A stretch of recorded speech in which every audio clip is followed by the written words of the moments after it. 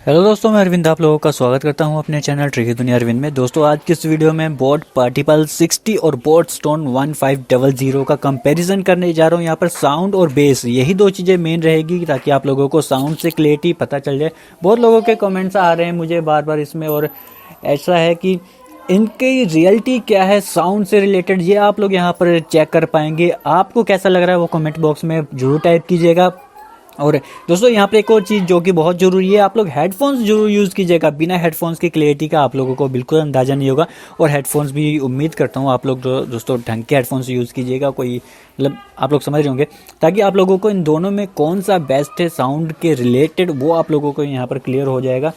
और दोस्तों वही एक रिक्वेस्ट है आप लोगों से, अगर आप लोगों ने अभी भी चैनल सब्सक्राइब नहीं किया हुआ है प्लीज़ चैनल को सब्सक्राइब कर लीजिए, वीडियो को लाइक और शेयर करना मत भूलिएगा, बेल आइकन जरूर प्रेस कीजिएगा।